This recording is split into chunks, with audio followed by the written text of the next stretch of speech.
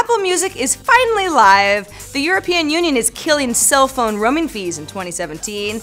And get your medical marijuana card over the phone. It's Tuesday, June 30th, and this is Crunch Report.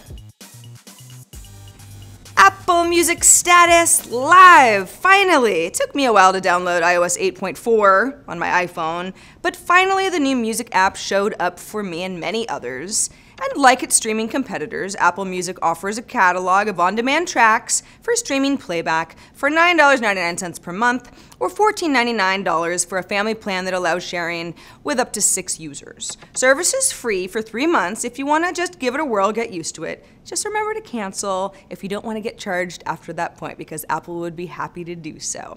Apple Music differentiates itself from the industry leader of sorts, Spotify, with playlists generated by human curators, radio stations, including the Beats One 24-hour live station hosted by DJs and artists.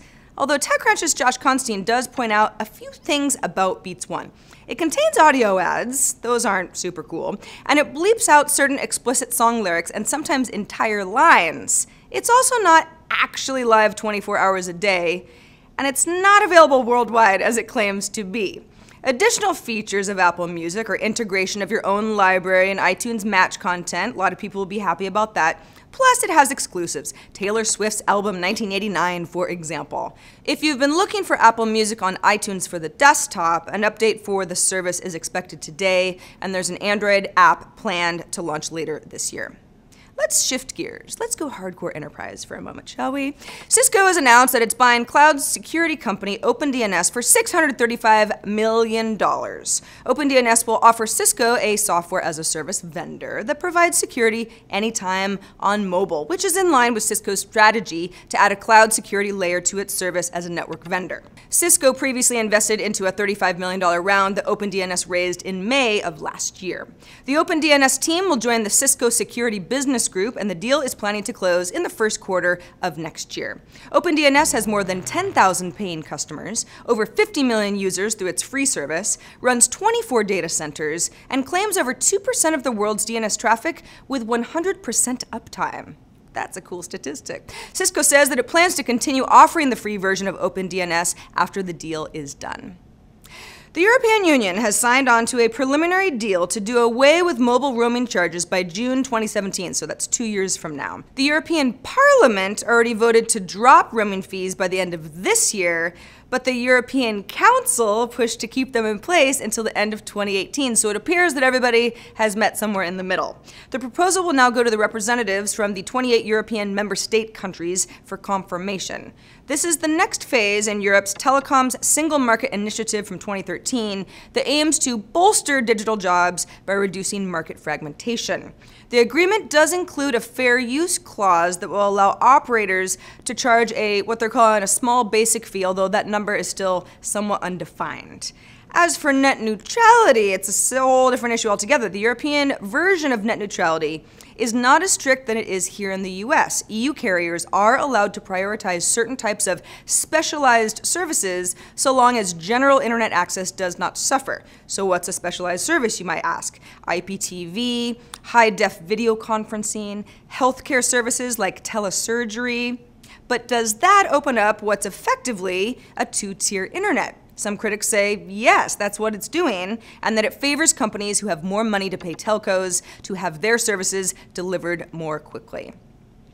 Amazon is now selling physical goods in Mexico, amazon.com.mx. Previously, the company had only offered Kindle ebooks on its site that opened for Mexican customers in 2013. So Amazon will now compete with other e-commerce companies in the region, such as Mercado Libre, Walmart, and Inditex.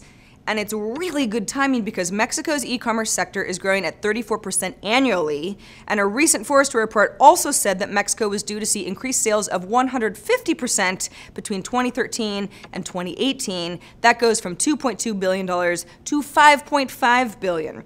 Also, according to an AMI PCI survey of Mexican internet users, 75% had made at least one online purchase in the first trimester of 2015. So, welcome Amazon.